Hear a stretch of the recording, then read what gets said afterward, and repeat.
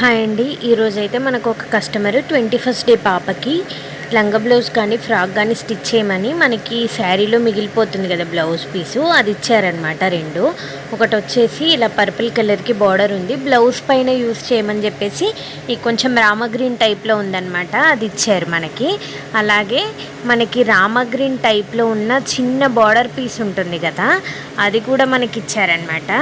ఈ విధంగా హ్యాండ్స్కి కుచ్చులు పెట్టమని ఈ క్లాత్ అయితే మనకి ఇచ్చారు. ఇప్పుడు మనం లంగా బ్లౌజ్ కుట్టిన తర్వాత ఎలా ఉందో చూద్దాము.